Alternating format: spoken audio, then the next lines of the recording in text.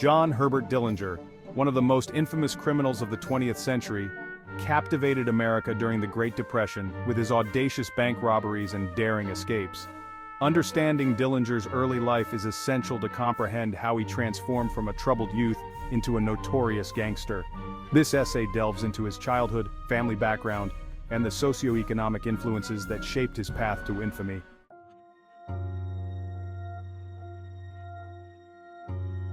John Dillinger was born on June 22, 1903 in Indianapolis, Indiana. He was the younger of two children born to John Wilson Dillinger and Mary Ellen Molly Lancaster Dillinger. His father, a stern and religious man, ran a small grocery store while his mother was a homemaker. Tragically, Dillinger's mother died when he was only 3 years old, leaving his older sister Audrey to take on a motherly role until she married and moved out of the family home. The death of his mother had a profound impact on young Dillinger. His father remarried in 1912 to Elizabeth Lizzie Fields, and while she tried to be a good stepmother, Dillinger's relationship with her was strained. The family moved to the small town of Mooresville, Indiana, where John Sr. hoped the rural environment would keep his son away from the temptations of city life.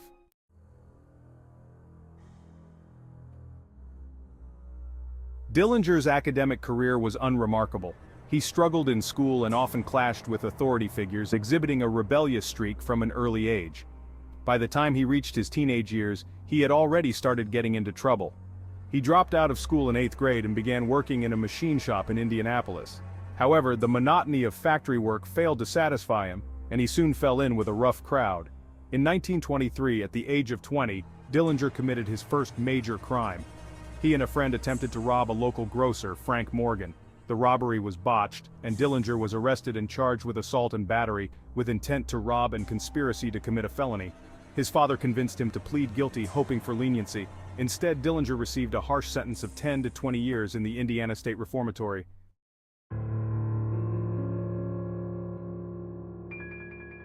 Dillinger's time in prison was a turning point in his life.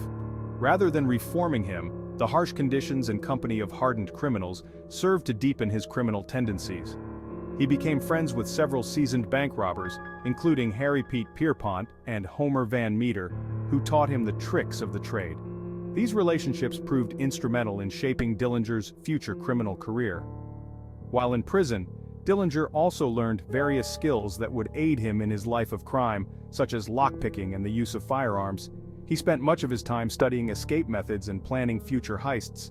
His transformation from a petty criminal to a professional bank robber was solidified during these years. In 1933, after serving nearly 9 years, Dillinger was paroled thanks to a campaign led by his father, who believed his son deserved a second chance. However, Dillinger's time in prison had only hardened him, and he wasted no time in resuming his criminal activities upon release.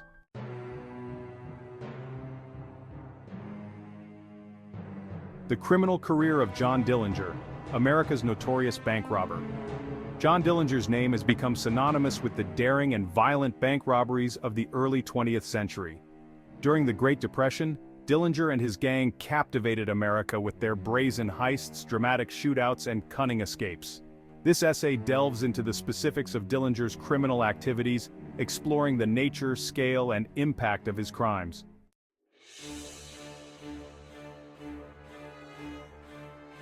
The beginning of Dillinger's criminal career.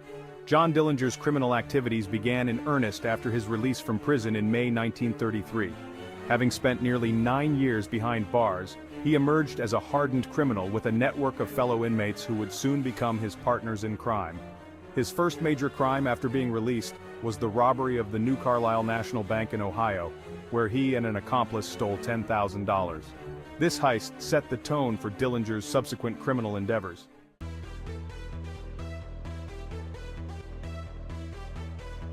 Formation of the Dillinger Gang. Dillinger quickly assembled a gang of experienced criminals, many of whom he had met during his time in prison.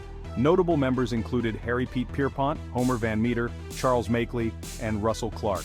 This group became known as the Dillinger Gang, and was responsible for a series of audacious bank robberies across the Midwest. The gang's first major operation as a cohesive unit occurred in June 1933, when they robbed the commercial bank in Daleville, Indiana.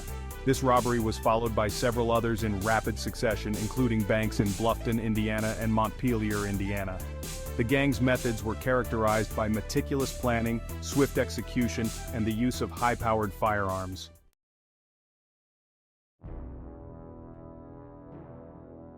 Notable robberies. One of the most significant and well-publicized heists carried out by Dillinger and his gang took place on September 22, 1933, at the First National Bank in East Chicago, Indiana.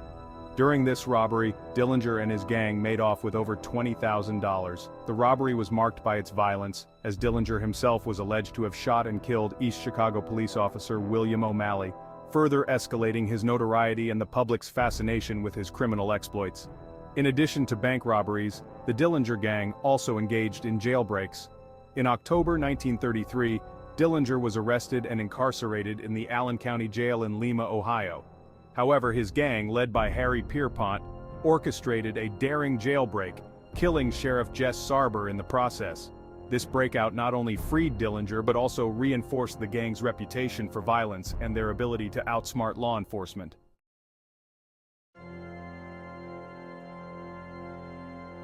The Crown Point Jail Escape. One of the most legendary episodes in Dillinger's criminal career was his escape from the Crown Point Jail in Indiana in March 1934. Despite being held in what was considered an escape-proof facility, Dillinger managed to carve a fake gun from a piece of wood, which he used to bluff his way out of jail. This escape was a significant embarrassment for law enforcement, and further enhanced Dillinger's status as a folk hero in the eyes of the public. After his escape from Crown Point, Dillinger and his gang continued their crime spree. In March 1934, they robbed the First National Bank in Sioux Falls, South Dakota, and the First National Bank in Mason City, Iowa, making off with substantial sums of money. These heists demonstrated the gang's growing confidence and sophistication in their criminal operations.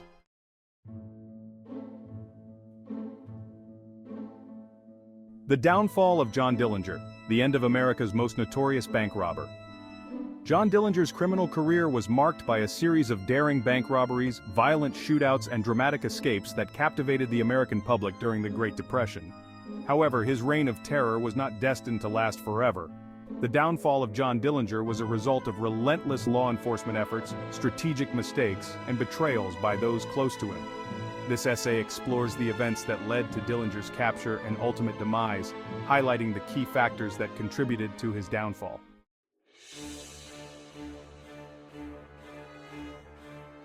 Increased law enforcement efforts.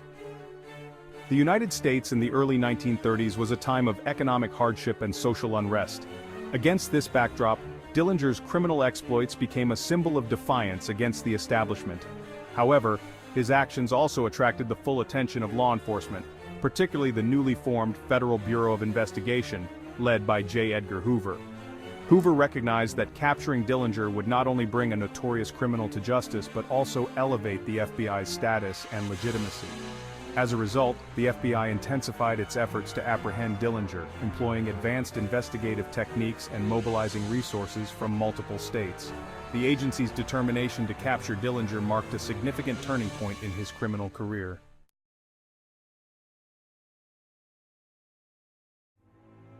Escalating violence and public outcry. Dillinger's increasing violence played a crucial role in his downfall. While his early bank robberies were marked by meticulous planning and relatively few casualties, his later heists became more violent and reckless. The East Chicago robbery on January 15, 1934, where Dillinger was alleged to have shot and killed Officer William O'Malley, marked a significant escalation in his criminal activities. This act of violence shocked the public and law enforcement alike, leading to increased pressure to capture Dillinger. The media, which had previously romanticized his exploits, began to portray him as a dangerous and ruthless criminal. The shift in public perception further galvanized law enforcement efforts to bring him to justice.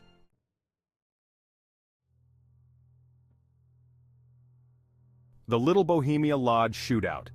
One of the most significant turning points in Dillinger's downfall was the shootout at the Little Bohemia Lodge in Manitowish Waters, Wisconsin, on April 22, 1934. Acting on a tip, FBI agents surrounded the lodge where Dillinger and his gang were hiding out. The ensuing shootout resulted in the deaths of one federal agent and several civilians, but Dillinger and his gang managed to escape. The Little Bohemia incident was a major embarrassment for the FBI, highlighting their inability to capture Dillinger despite having him surrounded. The botched raid led to increased scrutiny of the FBI's tactics and intensified their resolve to apprehend Dillinger. The agency redoubled its efforts, employing more aggressive strategies and seeking the assistance of local law enforcement.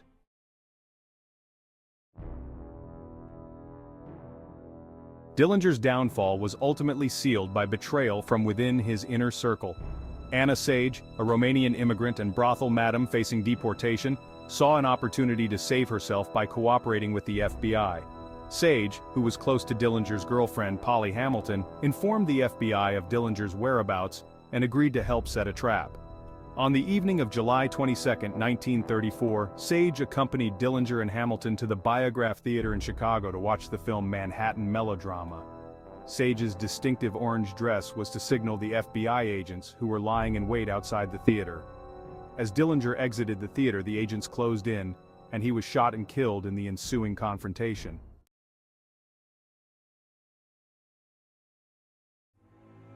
The final moments. Dillinger's death was swift and brutal.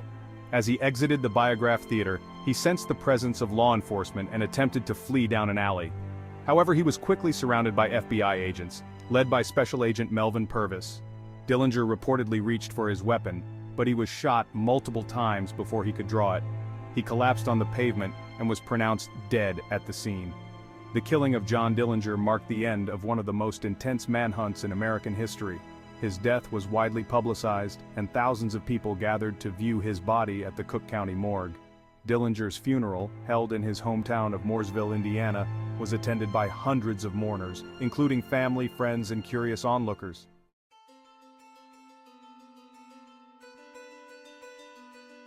Impact on law enforcement. The downfall of John Dillinger had a profound impact on American law enforcement. His ability to evade capture for so long exposed significant weaknesses in the existing criminal justice system. In response, the FBI implemented new tactics and strategies, including the use of undercover agents, wiretapping, and improved coordination between local and federal law enforcement agencies. Dillinger's death also marked a turning point for the FBI, solidifying its reputation as a formidable crime-fighting agency. J. Edgar Hoover used the successful operation as a public relations victory, showcasing the agency's effectiveness and justifying its expansion and increased funding. The FBI's pursuit of Dillinger became a blueprint for future law enforcement efforts against organized crime and notorious criminals.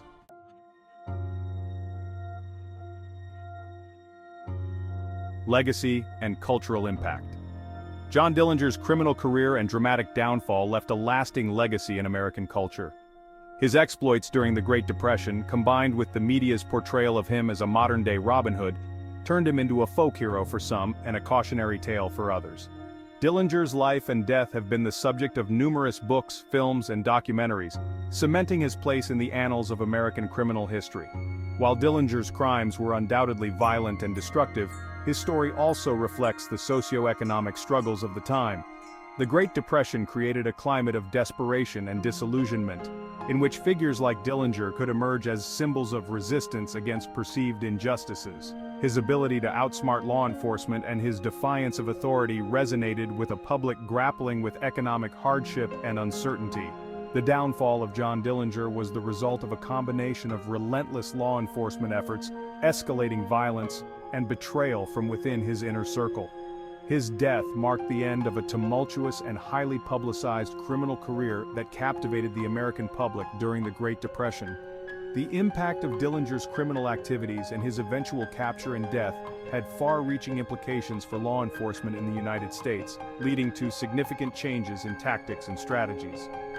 Dillinger's legacy is a complex one, reflecting both the allure of criminality and the relentless pursuit of justice. His story continues to fascinate and intrigue, serving as a reminder of the delicate balance between crime and law enforcement and the enduring impact of one man's life on American history.